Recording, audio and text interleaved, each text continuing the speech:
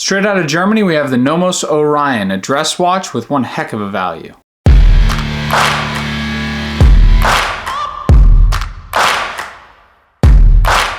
Welcome to Wrist Swap, I'm Harrison. Today we're going to talk about the Nomos Orion. This is the 35mm model, and we're going to talk through what I like, what I don't like, and whether or not a dress piece like this is right for you. The Nomos Orion is a watch that a lot of people know about, and a watch that I've had my eye on for probably about 3 years now. I know that this got really popular when Teddy started talking about it, and the brand in general is getting more popular, whether or not it's mentioned by someone on YouTube.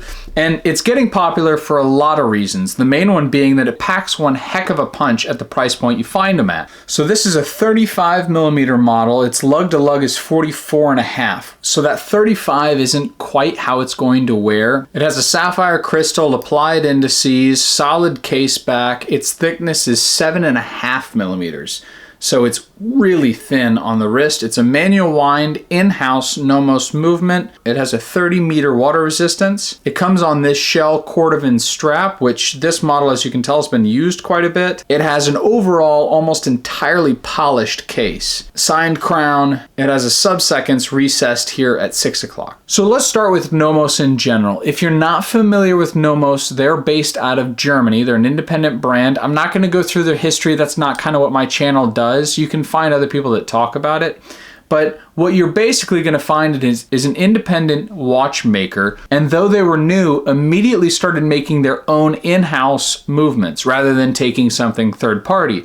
So what they are really known for are these really thin, minimalist dress watches. The Orion model is one that I really like. I know their Ludwig and their Tangente models are also really popular, but for me the Orion has always been something that I've looked at. It gives me an overall aesthetic of something that would be really popular in like the 1950s, meaning that it's this dress, simple, sleek, thin piece that has an overall aesthetic that's quite understated. All you have on the dial is Nomos Glashütte, I don't know if I'm pronouncing that correctly, and then a sub-seconds and the time, and that's it. And so as a dress watch, it is beautiful for that reason. I'll tell you, functionally, it winds a lot like what you've experienced if you've ever tried a manual wind watch, a traditional manual wind watch.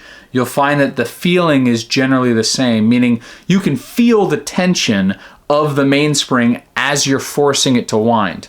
For contrast, if I'm going to wind my Omega Speedmaster here, that resistance from the mainspring is pretty subtle, meaning that as I'm winding it here, I can feel it a little bit, right? But it's generally a slower wind back. And the crown is obviously a lot bigger, so you don't feel that torque in the mainspring pushing that crown back as much. When I first got into watches, I had a Universal Genève, a manual wind vintage piece, and I really experienced it on that, as well as on another vintage piece from Elgin that I actually disassembled, and I can kind of tell that story and why it's a disaster some other time. You get the same general feeling of that mainspring as you're pushing against it. So it gives you a really cool feeling for that. When you finally wind it up, you get a nice stop. You know you can't wind it any further. In terms of the actual looks though, what I will say is that yes, it's minimalist, but there's still enough contrast in the dial here that it isn't boring. And that would be my main concern with a watch like this. Between the gold indices, the flat off-white dial, and the blued hands, the heat blued hands for the center seconds as well as the overall minute and hour hands, you end up with a package that still has enough contrast to make the dial quite interesting. It isn't like it just has a little bit of text and everything's painted black. That would be relatively boring. You have a look that I think is quite nice. From what I can tell, this crystal doesn't have any anti-reflective coating, which is a really nice thing for me. It's not a tool watch, it's a dress watch. It's meant to be shiny, and so when the light reflects off of the indices, the applied indices here, it's really cool to watch those kind of come to life. Because if you look at it without any light on it, you'll notice the indices are there, you'll notice that they're a different color, they look almost like a brass or a bronze. But when the light hits it and it reflects off that indice, it then comes to life as gold. You can tell that it isn't just bronze or brass or a duller brownish color. They immediately become noticeably gold and nice. A similar thing happens with the heat blued hands that's really fun. So again, in dull light, they look blued, you can tell the color, no big deal. When you get light that shines directly on those hands, they brighten up. That blue stops being like a cold heat blued that you'll find on old 1911 guns from the 40s. You'll see that heat blued and it's kind of a muted blue. It immediately becomes more vibrant, almost like it was a painted blue. These aren't painted, but it gets to that level of color blue at that point. And then it's really fun because the top of that center pinion is a polished silver. And so you see this little circle of silver right in the middle of all this blue.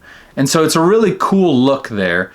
The center seconds has the indent where the center seconds track is. It actually also has a texture to it. If you look closely, you'll see that there are ridges circling that whole subdial. So what don't I like? I can't complain about the crown because the knurling is deep. It's really easy to use. I can't complain about the movement because it's in-house and it's beautifully done. I could say that I wish that this had a sapphire caseback, but there's a model for that so you can actually see the movement. I can't really complain about the overall design or any feature here. There isn't too much text. There isn't something that's missing or should be there because it's minimalist. Everything's there that should be there. So what can I complain about? I have 3 things, and they're very small. One is the size, meaning not the actual size of the watch, but this gap here between the case and the actual strap itself. I wish that the watch itself was 36 millimeters, just a little bit bigger, and I wish that the lugs were just a little bit smaller so you could close the distance there. I still think it would wear quite well, even if those lug-to-lug dimension was a little shorter, and it would close the gap between the strap and the case just a hair more.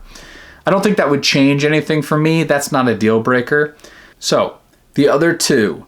One is the serviceability. One of the downsides to a Nomos watch is that you're probably not going to have an independent watchmaker service it for you because they can't get replacement parts, or I assume they can't get replacement parts.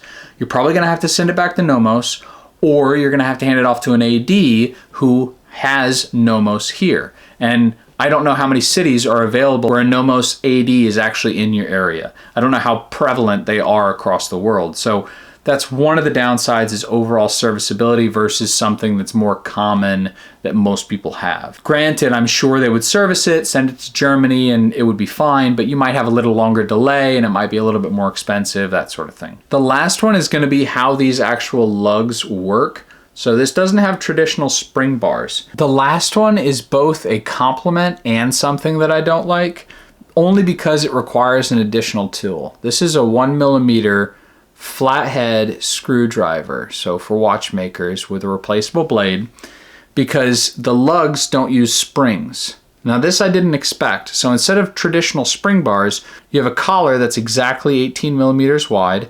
It slips inside the hole in your strap, and then you have screws that come in on either side that are fitted to fit inside of that collar to screw into it, but are also wide enough to make sure that they get captured inside the lug hole. So they look like drilled lug holes, but what they are is actually screws that you have to back out. So you're gonna have less scratches back here or less damage to the strap doing that. It also gives you the added benefit of being more secure. It's a negative because it takes more time to actually take each screw out and then pull it out rather than a traditional spring bar, which is really easy. Also, it being two-sided means you're gonna sometimes have to hold one side before you're able to actually get this to unscrew on the other side, which can make more time and more room for error.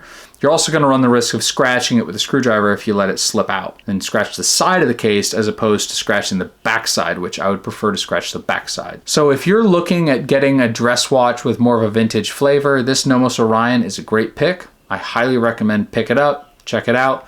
There's good value retail and there's great value secondhand. I'm recording this video 2.5 weeks before its release because I'm going on my honeymoon for the next 2 weeks with my wife.